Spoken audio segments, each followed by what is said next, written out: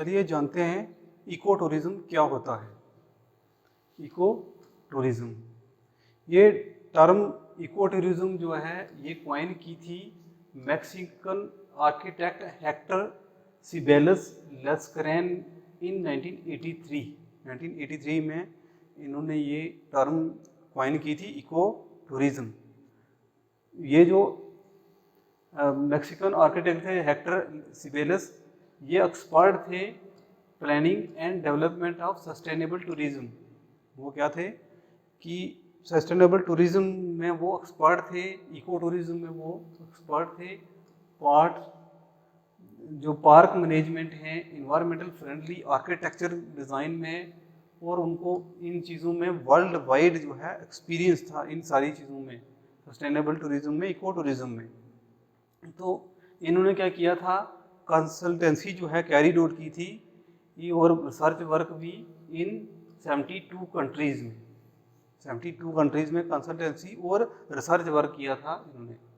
तो eco tourism को हम और क्या क्या कह सकते हैं, सस्टेनेबल टूरिज्म भी कह सकते हैं, अल्टरनेटिव टूरिज्म भी कह सकते हैं, एथिकल टूरिज्म भी कह सकते हैं, ग्रीन टूरिज्म भी कह सकते हैं, एप्रोप्रिएट टूरिज्म भी कह सकते हैं, और रिस्पॉन्सिबल टूरिज्म भी कह सकते हैं।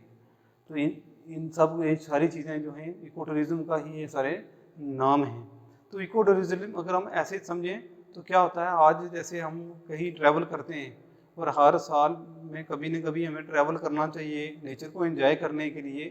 तो करंटली जो प्राइम मिनिस्टर हैं हमारे नरेंद्र मोदी जी, उन्होंने भी बोला कि हमें कहीं ना कहीं एक साल में कोई ना कोई टूर लगाना चाहिए। तो हम जब ट्रैवल करते हैं तो हमें ट्रैवल करके जो जिस जगह पर जाएंगे हमें तो वहाँ के नेचर का भी ख्याल रखना है, तो उसको ख़राब नहीं करना है। तो टूरिज़्म तो करना है लेकिन इन्वायरमेंटल फ्रेंडली होना चाहिए वो, ये मतलब है इसका कि सस्टेनेबल टूरिज़्म होना चाहिए, ताकि ये नहीं हो कि वहाँ पर जिस एरिया में जाएं हम तो उसको भी ख़राब कर दें। तो इको टूरिज़्म जो है इनकी डेफिनेशन जो है इन्होंने सिबेलस लेस्करेन ने जो 1983 जिन्होंने ये टर्म क्वाइन की 1983 में इको टूरिज़्म की जो है वो डेफिनेशन भी दी थी।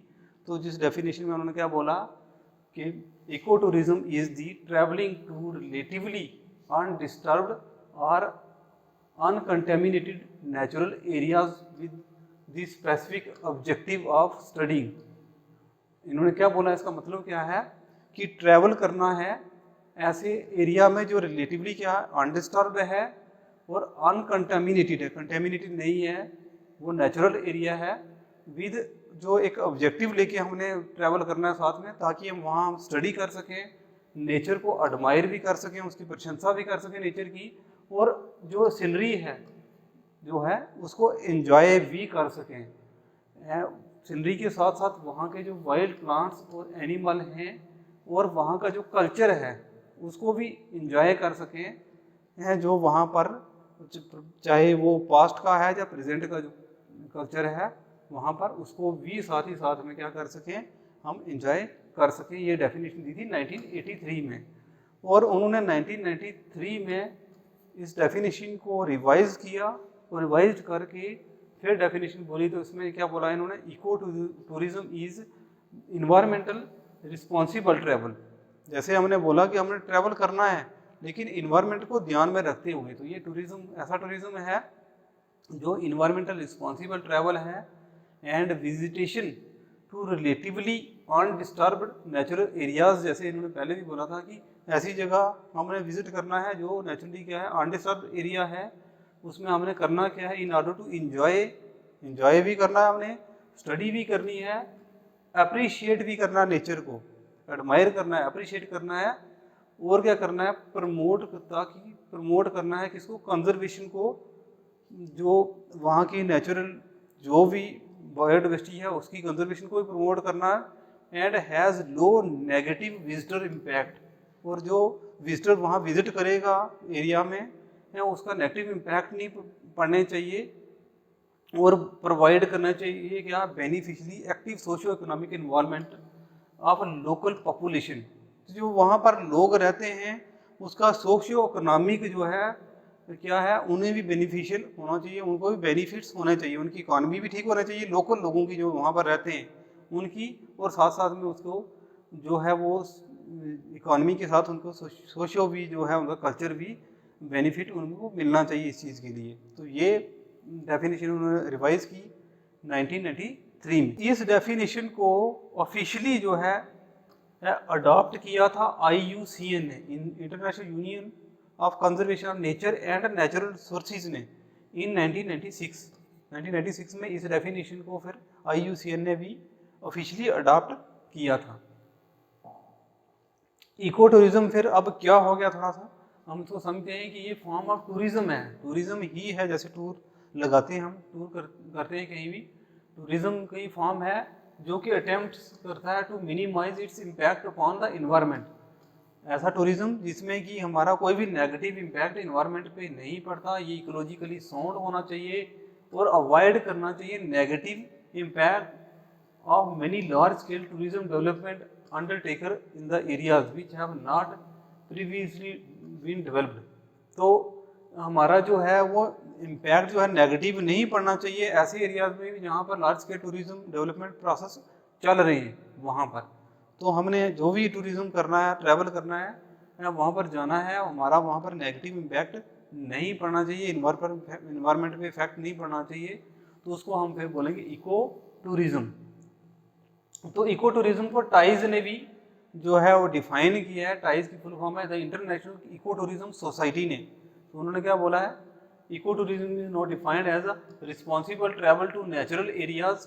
उन्होंने बोला कि रिस्पॉन्सिबल ट्रैवल करना होता है नेचुरल एरिया में दैट कंजर्व द इन्वायरमेंट, ऐसे एरिया में जो कि इन्वायरमेंट को क्या करता है, कंजर्व करता है, sustain the well being of the local people, environment को तो कंजर्व करता है, लोकल जो लोग रहते हैं वहाँ के, जहाँ पर हम ट्रैवल करके जा रहे हैं वहाँ के जो पीपल हैं उनकी वेल बीइंग को भी देखना है, सस्टेन करना है, और involve the interpretation and education by the. इसके अलावा क्या करना है हमें कि टूर जो ट्रैवल करना है, टूर करना है, उसमें हमारे आज एजुकेशन भी गेन करनी है, उसमें हमने क्या करना है, एजुकेशन भी करनी है gain. It means responsible travel to natural area conserving the environment. इसमें क्या करना है कि ट्रैवल करना है नेचुरल एरियाज में, इसलिए तो इसमें ये बता रहे हैं कि रिस्पॉन्सिबल ट्रैवल होना चाहिए हमारा नेचुरल एरिया में, इन्वायरमेंट को हमने कंजर्व करना है, और लोकल लोग जो है वहाँ के उनकी जो है वेल बीइंग को भी ध्यान में रखना है, इम्प्रूव करना है। तो इसमें पर्पज़ क्या है इको टूरिज्म के, एजुकेट द ट्रैवलर, जो ट्रैवल जाएगा उसको एजुकेशन भी मिलनी चाहिए, चाहे वहाँ के नेचर की, वहाँ की बायोडाइवर्सिटी की मिले, वहाँ की ब्यूटी की। इसके अलावा it provides the funds for ecological conservation. वहाँ जो है जब जाएंगे हम, तो जैसे नेशनल पार्क में जाते हैं, वाइल्ड लाइफ सेंचुरीज में तो चलो चले जाते हैं ऐसे ही, लेकिन नेशनल पार्क वगैरह जब हम जाते हैं, विजिट करते हैं, तो वहाँ पर टिकट लेके जाते हैं। तो क्या करना है कि उस चीज़ से क्या होता है, फंड्स भी जनरेट होते हैं, ताकि वहाँ की जो बायोडाइवर्सिटी को उसको कंजर्वेशन मिले, कंजर्वेशन करें, उसको कंजर्व करके रखें, वो पैसा भी मिलता है। Directly benefit the economic development and political empowerment of local community. इसके अलावा जब हम जाते हैं किसी टूरिस्ट प्लेस पर, तो बहुत सारे वहाँ लोग मिलते हैं, वहाँ पर उनका बिजनेस होता है, वो सारी चीज़ें, तो उनको भी इकोनॉमिकली पॉलिटिकली उनको भी फ़ायदा मिलता है। तो इसमें जब हम इको टूरिज्म में जो है और क्या चीज़ें इंक्लूड होती है कि हमें क्या ध्यान रखना होता है, वहाँ के जो रिस्पेक्ट देनी होती है उनके कल्चर को भी और ह्यूमन राइट्स को भी, जहाँ पर जब टूर करते हैं वहाँ पर ये चीज़ों को भी हमने ध्यान में रखना है उस टूरिस्ट प्लेस पर। तो eco tourism typically involve the travel to destination where flora, fauna and cultural heritage are the primary attractions. तो इको टूरिज्म में वहाँ हम जाते हैं जहाँ पर हमें प्लांट मिलते हैं, एनिमल मिलते हैं, और कल्चरल हेरिटेज भी मिलते हैं, जो कि प्राइमरी अट्रैक्शन का जो मतलब केंद्र होते हैं। In addition to evaluating the environmental and cultural factors, eco tourism में जो है इन्वायरमेंट और कल्चर फैक्टर के अलावा कुछ जो है बाकी जो इंटीग्रल पार्ट हैं, वो क्या है कि हमें वहाँ एनर्जी एफिशिएंसी जो है उसका भी ध्यान रखना है, कंजर्वेशन करनी है, वाटर कंजर्वेशन भी का भी ध्यान रखना है, और लोकल जो कम्युनिटी है उनकी जो इकॉनमी है वो भी ठीक हो, उस चीज़ का भी ध्यान रखना है। अगर सिंपल वर्ड्स में हम देखें तो इको टूरिज्म ट्रैवल करते हैं जब तो हमें पॉजिटिव इम्पैक्ट पड़ना चाहिए किस पर, इकोलॉजी पर भी, मतलब इन्वायरमेंट पर भी पड़ना चाहिए पॉजिटिव इफेक्ट, और इकोनॉमी पर भी पॉजिटिव इफेक्ट पड़ना चाहिए। ये जहाँ पर वो टूरिस्ट प्लेस है वहाँ के इन्वायरमेंट को भी पॉजिटिव इम्पैक्ट पड़ना चाहिए और वहाँ की इकोनॉमी को भी पॉजिटिव इम्पैक्ट पड़ना चाहिए। फंक्शन क्या है इको टूरिज्म की? तो इको टूरिज्म जो है वो nature based, environmentally educated and sustainable manage होता है इको टूरिज्म। और रॉस एंड वॉल ने 1999 में कुछ 5 फंडामेंटल फंक्शन दिए थे इको टूरिज्म के। तो उन according to them protection of natural areas, एक तो फंक्शन क्या है इको टूरिज्म का कि नेचुरल एरियाज को क्या प्रोटेक्शन मिलती है। दूसरे नंबर पर एजुकेशन मिलती है, चाहे विजिटर जा रहे हैं वहाँ पर या लोकल पीपल को भी जनरेशन ऑफ मनी होती है, पैसा जनरेट होता है, फंड जनरेट होते हैं, रेवेन्यू जनरेट होता है, क्वालिटी टूरिज्म बनता है। जब हम वहाँ फंड जनरेट होंगे तो वहाँ की जो टूरिस्ट साइट है वो भी अच्छी डेवलप होगी, क्लीन रहेगी, तो क्वालिटी टूरिज्म भी होगा। और लोकल पार्टिसिपेशन तो होता ही है कि जब लोग वहाँ पर अगर जाएंगे तो उनको रोज़गार मिलता है। उनको टूरिस्ट प्लेस हम डेवलप करेंगे ये इको टूरिज्म के लिए, तो वहाँ के जो लोकल हैं वो पार्टिसिपेट करेंगे, बिजनेस करेंगे, ये चीज़ भी वहाँ पर होती है। तो कुछ ये फंक्शंस हैं जो उन्होंने दिए थे। Principle and objective of eco tourism, last क्या आता है कि प्रिंसिपल और ऑब्जेक्टिव्स क्या होते हैं इको टूरिज्म के। तो इको सिस्टम क्या कर रहा है, पॉजिटिव कंट्रीब्यूशन है कंजर्वेशन ऑफ नेचर के लिए, ये कल्चरल सोर्सेज के लिए क्या है, ये पॉजिटिव इम्पैक्ट पड़ता है इको टूरिज्म का, चाहे नेचर के लिए भी और साथ में किसमें कल्चर के लिए भी। इसके अलावा ये क्या करता है, प्रमोट करता है, डेवलपमेंट भी होती है जो इको टूरिज्म की वजह से जो टूरिस्ट प्लेसेस हैं उनकी डेवलपमेंट होती है, इकोनॉमिक बेनिफिट्स होते हैं और ये सिर्फ नेशन को भी फ़ायदा मिलता है, क्योंकि किसी बाहर के अगर फॉरेन के लोग आ रहे हैं, अगर नेशन में ऐसी बहुत सारी टूरिस्ट प्लेस हमने डेवलप की हैं तो नेशन को क्या होगा, जो है रेवेन्यू जनरेट होगा नेशन के लिए भी, ये फॉरेन एक्सचेंज भी जनरेट होगा। इसके अलावा रीजनल लेवल पे और लोकल लेवल पे भी सभी को फ़ायदा होता है इसका। इसके अलावा इन्वायरमेंटल अवेयरनेस बढ़ती है, चाहे वो होस्ट वहाँ के लोगों को, रहने वालों को भी, और जो बाहर से विजिटर आते हैं वो भी, तो वो उनको पता चलता है कि हमें क्लीन एंड ग्रीन इन्वायरमेंट जो है वो मेंटेन करना है।